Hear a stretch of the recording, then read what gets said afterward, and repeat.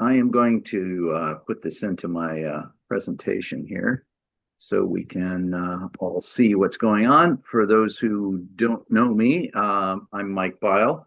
I own CB Train Junction in Colonial Beach, Virginia. Originally from Michigan, formerly from Pennsylvania, but been around trains all my life. Started as in a railroad family. My grandfather worked for the Wabash Railroad. My dad worked for the New York Central. Actually, while I was in college, I worked a summer on a track gang for the Grand Trunk and Western. And then as a professional engineer, I was a consultant for for Amtrak, CSX, Norfolk Southern, rails, doing lots of rail projects up and down the East Coast and across the country. So, but anyway, that's not what we're here to talk about. We're here to talk about my suspended railway. This was a nice little project I had decided to do for the shop. Is that I try to have every gauge in there. I've got N scale, HO, O, S gauge, and I wanted to put some G in there, but didn't have much space. There was just a small shop, and there wasn't much space for it. I said, well, around the ceiling looked like a good place to put it. So I started planning it, and to me, when you're planning something like this, I mean, as an engineer, I think in stepwise as to how to do projects. I said the first thing is to define the space. Is where do you want to put it? How big does it need to be? And identify the limitations. Are there doors or windows? How high is the ceiling? Are there things dropping down that are going to be in clearance? Where can you put supports? Where can't you put supports? Are always issues. If you got a suspended ceiling, it's a little different than if you've got drywall ceiling. So all that stuff comes into play. And the next thing I do is I draw a plan to scale using the actual track dimensions, and radii, so I see how it's going to lay out. And then I look at where my brackets are going to go and see if I have any pinch points. The other thing is always think about where you're going to power it. Where's your transformer going to sit and your controls? So they're all aspects. This is the space that I was putting this in. This is the store. This is actually when I first moved into the store. Mike, we're not seeing your presentation at You're all. not seeing it. Okay. No. Okay. Let me back up here. I know what I didn't do. I just switched windows and didn't hit share. That's a big deal. Yeah, that is a big deal.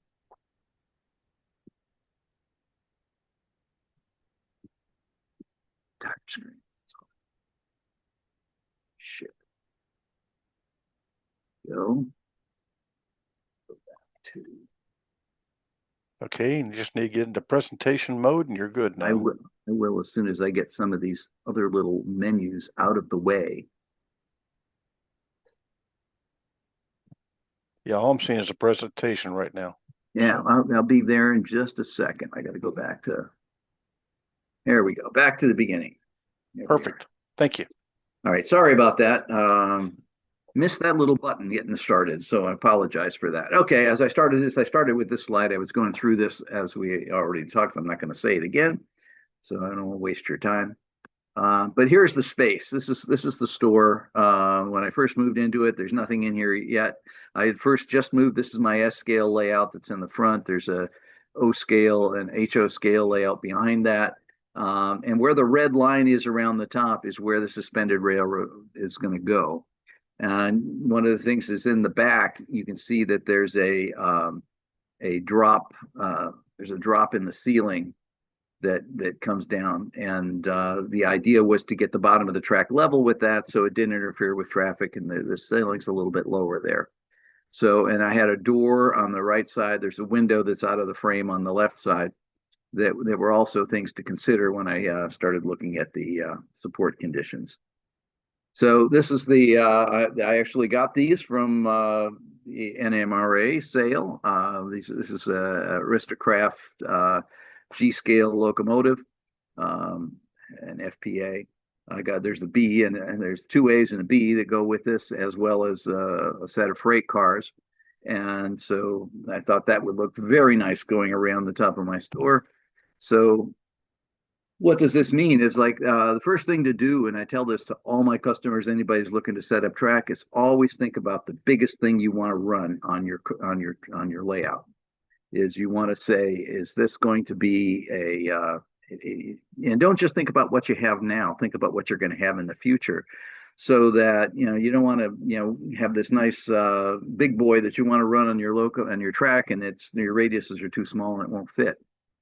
So so always check the largest car engine you expect to operate before you get your track, because that's gonna, you can always go small. You can always run, smaller things on large radius, but you can't run big things on small radius. So if you have the room, it pays to invest in larger radii. Um, then test when you get your track, is test it on the track to make sure that of what your clearance is going to be. So most cars will overhang, especially on the curves and where you're coming out of a curve into a straight. And on the inside as well if you have long cars. And you want to make sure that your track is far enough away that you don't bang into the walls or anything with it. So I did a test on with these cars and this engine and found that I needed about 1.5 inches. So I put 2 inches in just to be on the safe side. And then the manufacturer Aristocraft recommended 4-foot minimum radius for operating these. So I had gotten a bunch of medium radius Aristocraft track that's 8-foot diameter, 4-foot radius, which was perfect. So I thought. Okay, so then when I lay out the plan, I mean the easy thing to do is to lay out your circles that represent your radii, and then you lay out tangents to those circles to show where the alignment was going. Since I just had a simple circle, no switches or anything, this was a fairly simple layout. So I could find out where my straights were going to be and set off my clearances and make sure everything was going to work. And also look where my supports were going to have to go. I mean, as you can see here, there's this door is shown here, as well as a window that were in the way. So that fortunately there was a good 6 inches or so above the door jamb for most things, but where the track was going to have to go, and you'll see a picture once it's done that the door is fairly close, but not ridiculously so. So, and then think about the track support system, how we're going to hold this thing up in the air. I mean, you can hang it from the ceiling or you can hang it from the walls. If, in this case, I was going around the walls, so pretty much hanging from the walls, seemed easier than having to work in the attic, putting supports up through the attic. So, and I wanted a very solid, stable track because I'm a retail store. I get a lot of customers coming in and out. Last thing I wanted was to get a lawsuit because some train derailed and fell on somebody. So that was a major concern.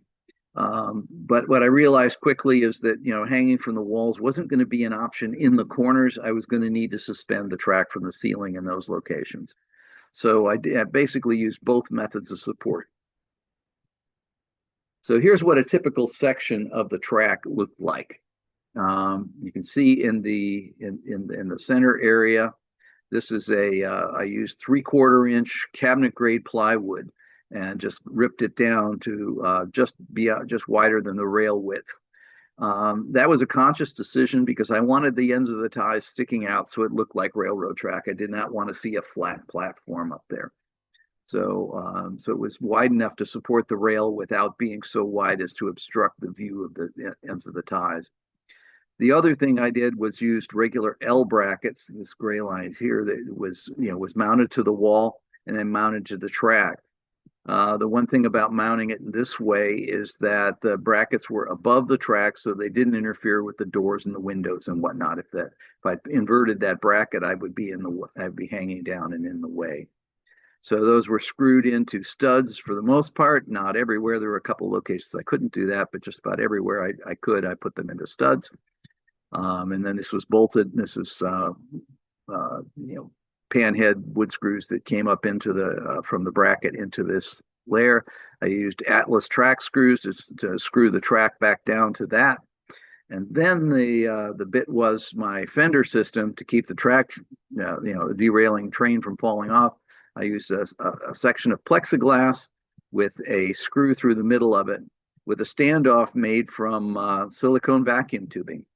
I'll show you a little bit about how that works as we go along. But that's the basic arrangement. And then in the areas where I got to the corners, I had a little bit more complex setup. In the corners, I needed the bumpers on both sides because I didn't have the wall here to catch the train on the one side. So I had to put those on both sides there. And I actually added a second layer of short segment of the 3/4 inch cabinet grade plywood here, just to get below the fender system and actually to stiffen that section of the track to widen my support zone. I used 3/16 all thread bars that went up through the ceiling into the attic, and I used an aluminum channel as the base. I just happened to have a piece sitting in my garage, so I just cut it up into lengths and used that. Put lock nuts on both on the top to hold it. They were actually lock nuts underneath the aluminum channel as well. So I made sure that this was wide enough so that my fender system fit inside of it without interference. And then in the attic, I actually went up, pulled up the insulation, put down a 1x4 and screwed that into the joists on either side to make sure that I wasn't just relying on drywall to hold this thing up.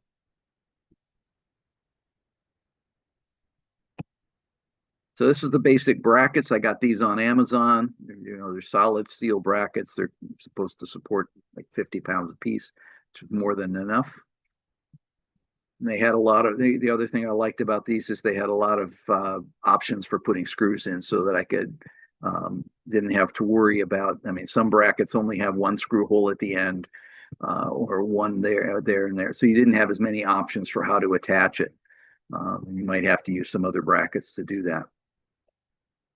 So this is the cabinet grade plywood. One of the things nice about cabinet grade plywood is it has a lot of plies. This has 10 plies in it, which makes it very rigid and very stable. So it's not going to flex easily, and it's not going to warp or anything over time because it's got, and each ply is in cross direction. So it makes it very, very stiff. And I was able to cut this down to, I cut all my curves, I cut all my straights out of it, and I'll show you how I did that in a second. So this is, basically how I laid this out. I took my sheet, and because I was using a 4-foot radius, my track with the center of my curve was actually off the sheet of plywood. So I just screwed up a piece of 2x4, added a second sheet of plywood over here, a piece of plywood, and then drilled my center hole here. And then I would take this, so with just a 1-inch strip that I'd cut out, and I drilled holes in there where I fit my pencil perfectly. And I would put a screw in this hole in the center, and then I would just spin this around, rotate, and I would draw the curves on there like this. So I had my track alignments on there like that. And so it was like a giant compass just to draw the radii. And then I cut them out with a saber saw, just following the lines. And then when I went to put them up, I pre-attached the track to the wood segments just to make it a lot easier putting those up. So I just had to join at the end. So this was just one giant piece of track when I got done with it. So that's a piece with the plywood and the track attached.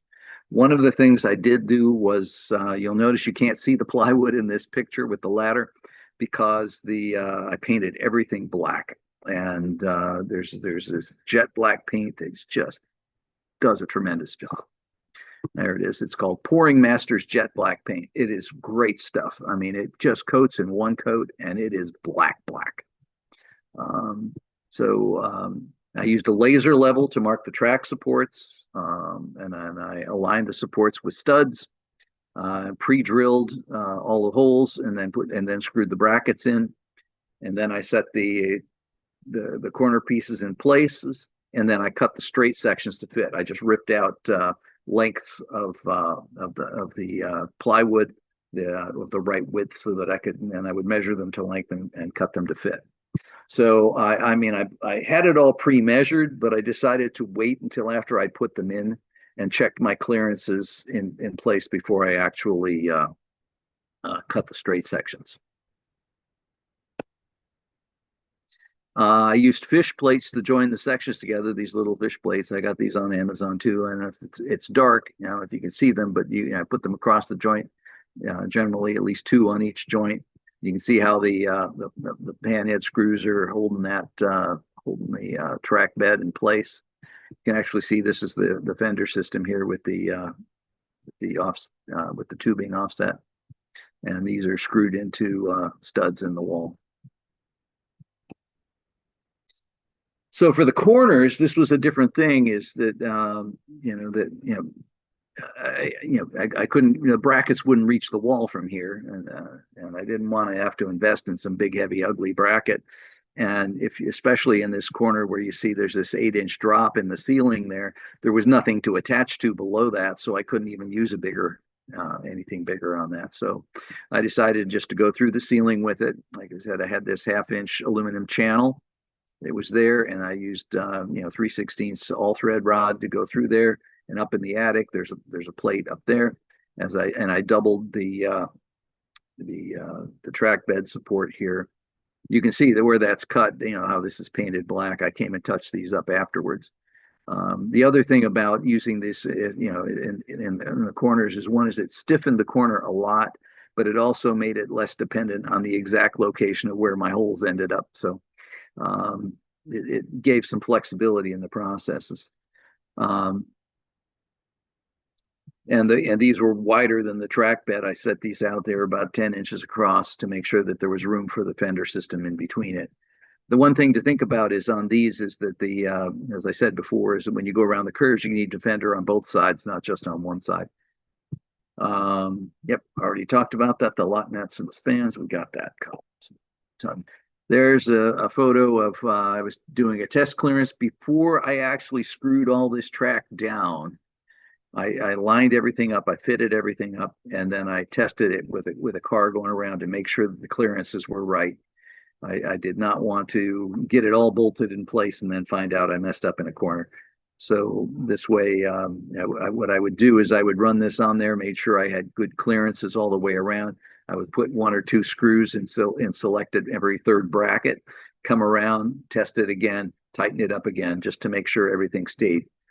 Because things can move. You can be working on one end of the layout, and you shove something over by accident. Next thing you know, your clearance is off on the other side. So I like to it's like tightening the lug nuts on your wheel. You do opposite ones and work your way through. So it's the same kind of concept there, so that everything fits. So here's what a completed corner looks like. Well, it's not fully completed, but you can see the suspended there and the brackets here, and you can see that generally I put the brackets on every other stud for the most part, but in some places when I got to the corners, I put one as close to the corner as I could manage, just so I could shorten the span between the center. And I didn't want a lot of brackets in here. I didn't want that to be clouding. And you can see how it goes over the door there. There's about 4 inches clear over the top of the door on that. So with the fender system, as I said, the objective of that was just to prevent the trains from falling off and not obstruct the view of the train. And I wanted to assemble it from low cost components. I didn't want to go with any of this stuff. I wanted to keep it to a reasonable budget. So, I mean, basically, I got all of the track bed out of 1 sheet of plywood. I got 2 packs of brackets, a couple of packs of screws, 1 pack of fish plates, and I think I got 3 sheets of plexiglass for the fenders. So it was all very simple stuff. Oh, and I got a roll of tubing that I end up using for the offsets.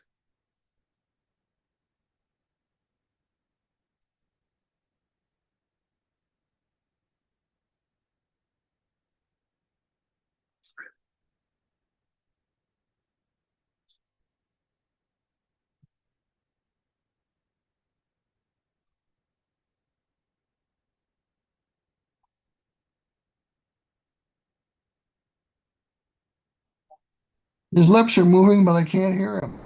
Can't hear it? No volume? Let's see. Hold on a second.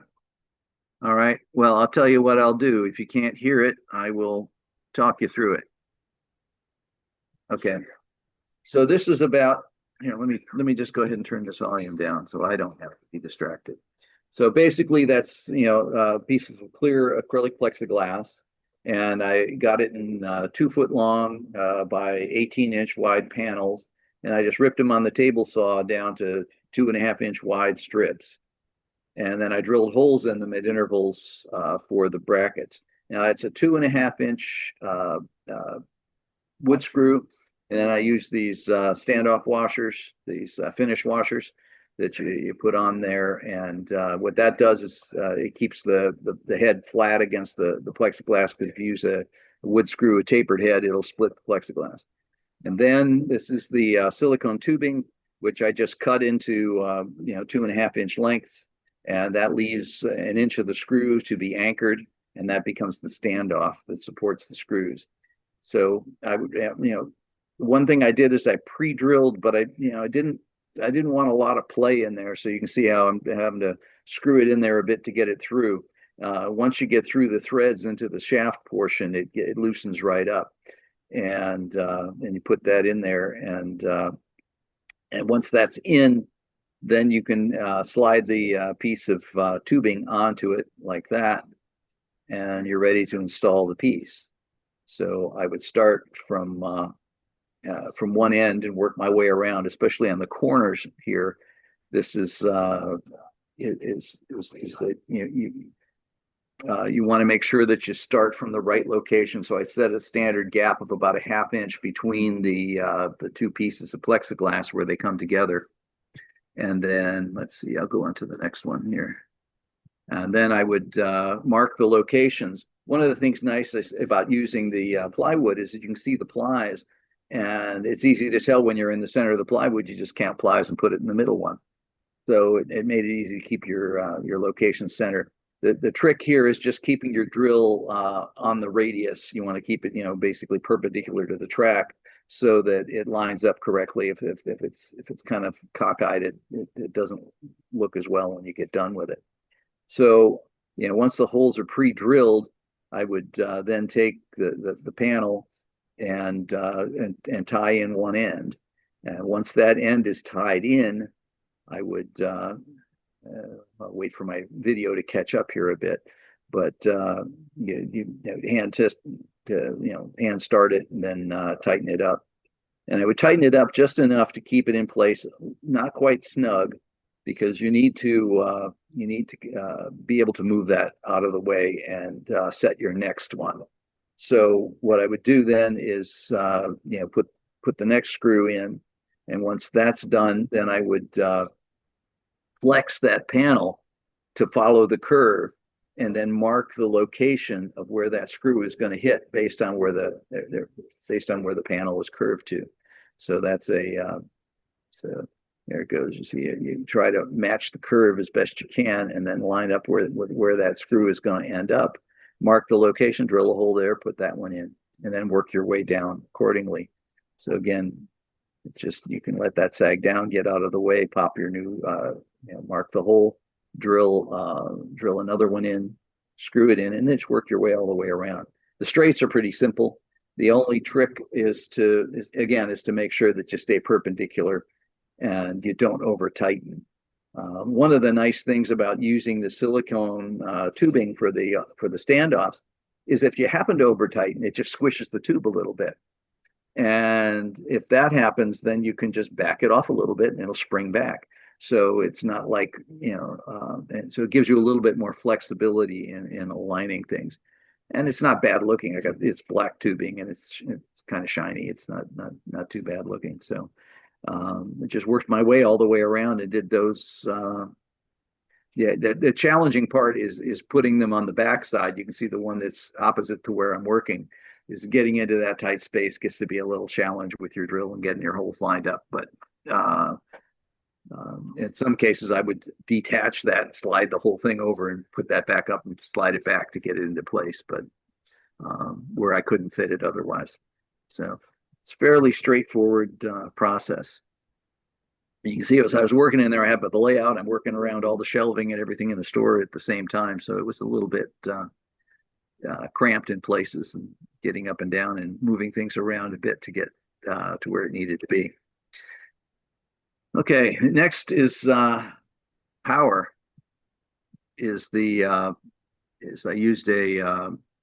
is just a little Bachmann transformer that came with a G-scale set that I had. I tried it. It worked. It wasn't quite enough for the Aristocraft set, especially since I had 3 powered units. So I ended up going online and getting myself one of these. And this is a great little unit. I picked this up for less than $100 online, and it was like brand new. It works like a champ. Um, what I ended up doing also was I actually soldered the wires directly to the track. One thing nice about this G scale track is it's all solid brass. Excellent conductor. I don't hardly get any loss. I mean, of course, it's only this loop is about 15 feet long by about 12 feet long, so it's not that big. So there was really no loss to speak of. The other thing is that there are the couplers on these track have little screws that hold them together, so you get very good contact between sections. So there, I only needed 1 power drop for the whole thing, and it worked very, very well. So here it is with the train running on it. And one of the surprises was that while and I discovered that while a 4-foot radius is the minimum to use this train with, if you go, because my loop is so small, you're going through almost a full semicircle pulling a train. You're having a lot of power draw, and it tends to overheat the engines. So it was one of the problems. I said if I had it to do over again, I would have used 5-foot radius instead of 4. But the engines go around fine, but it's those passenger cars, they're just very, very long. And it's just a huge amount of drag as you're going around basically a U-turn, a complete U-turn with the whole train, especially if you got 6 cars on it and 3 pulling engines. It's just a lot of draw. So what I'm running on it now is a Bachmann set. So this seems to work nicely. Though I did find out that my ceiling is not exactly level, even though my track is. And in one corner, the ceiling dropped about a half an inch, and it was enough to catch the whistle from this engine. So I had to remove the whistle on this engine to get it to run on here. So little details, but it's up there and it's running and it's in the shop now. So I've enjoyed that, and I had a couple of members of the train club help me hang all this stuff and put up the brackets and whatnot. So I appreciate their help in all of that, and it's always good to have some extra hands when you're working on something like that overhead. Um, and I guess the next thing is what's next. I'm now working on a suspended G scale railroad for a restaurant. And that's going to include 2 steel truss bridges and a covered bridge and a through the wall section as well. So it's going to be, and it's probably 40 feet by 30 feet or so. It's a little bit bigger.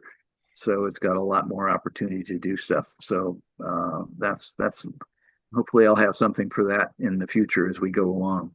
One of the things I wanted to show is this is a fellow I know here who does steel truss bridges. These are all welded and powder coated, so they're good for outdoors and everything. He makes these things, does a beautiful job with them. And so he's going to make custom curved trusses to go in the corners of this layout. So it's going to be quite impressive.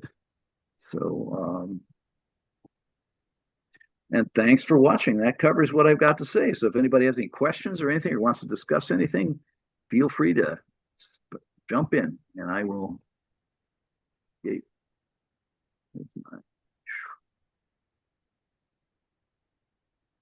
share. There we go. So Well, thank you, Mike. That was interesting.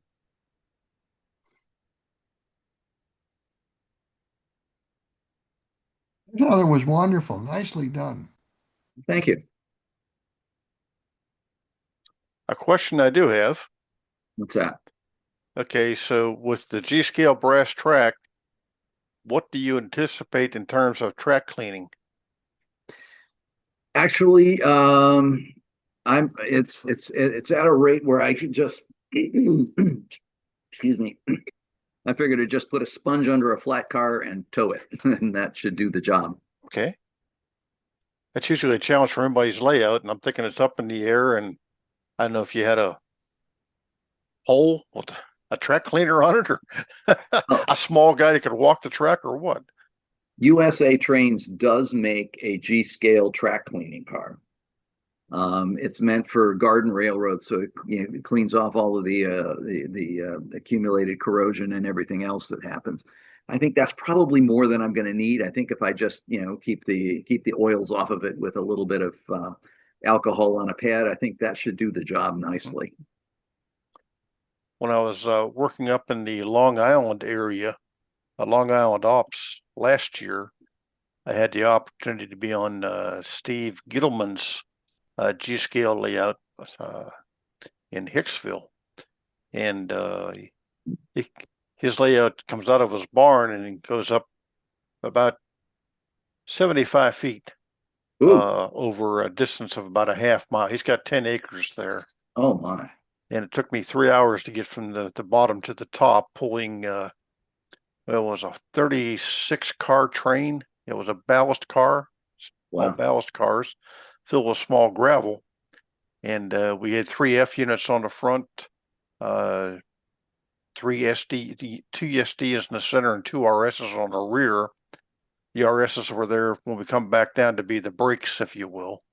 But the objective was take this little rock to the top of it, breaking it into 9 4-car complements, if you will, backing onto an old trestle and filling the trestle.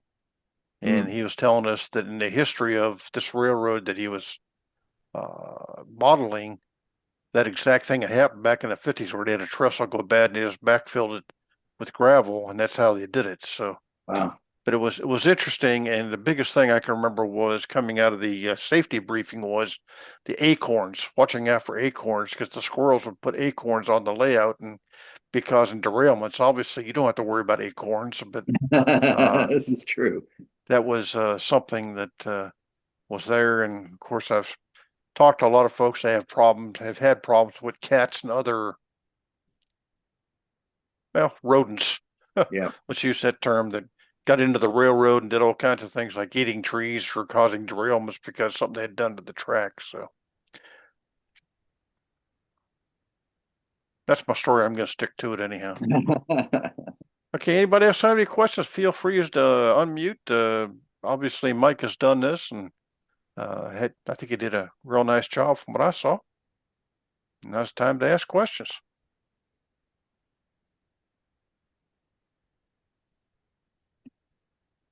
Well, I guess you did a good job, Mike.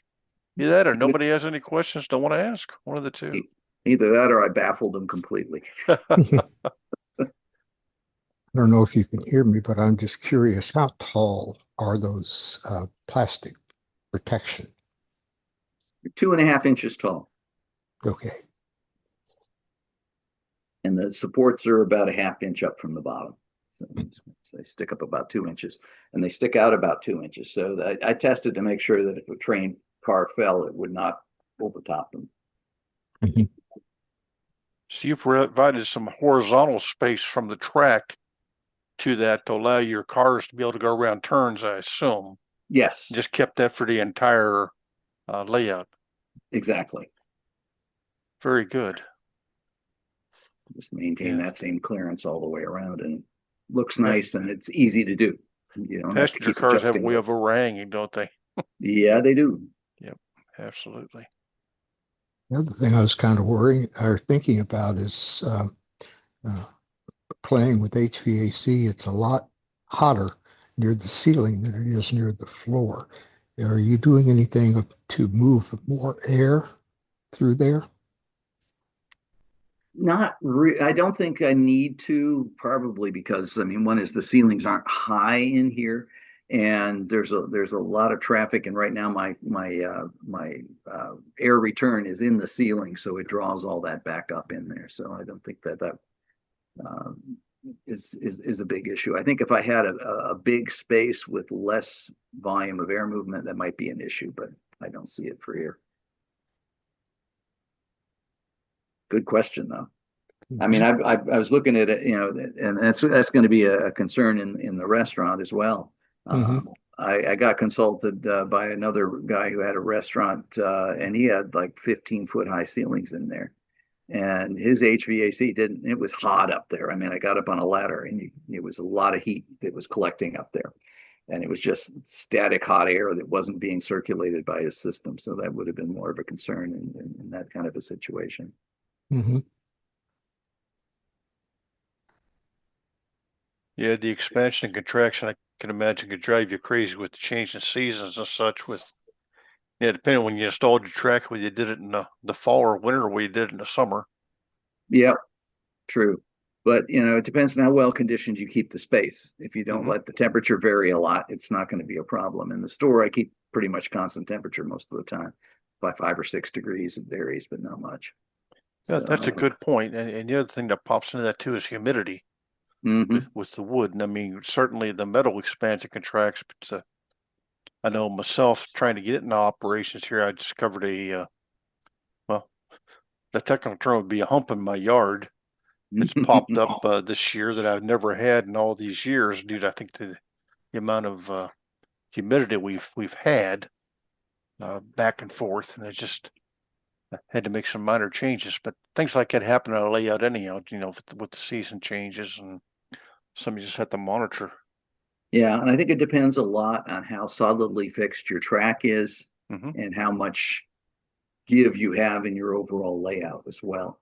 I Right, mean, if your bench work is really solid and you're screwed down every 6 inches or something like that, you're more likely to have. I mean, in some ways, you're less likely to have problems, but you're more likely to have problems. If you overfix things, then it's more likely to buckle. If you leave room for it to move, and accommodate, it's always right. better. And I would imagine with an overhead railroad like this, you're not going to be looking at ballasting track because No. I mean, nobody's going to see it unless they take a mirror, right? I mean, Well, that's the whole point. Is you know when I talked about how I set up the look, I wanted the ends of the ties to be sticking out, and they mhm, do all the way around. So you look up and you see ties all the way around. So I think that was the look I was going for. I have seen I've seen it done the other way where you put ballasting in, but you're looking up from the bottom, you can't see it anyway. So right.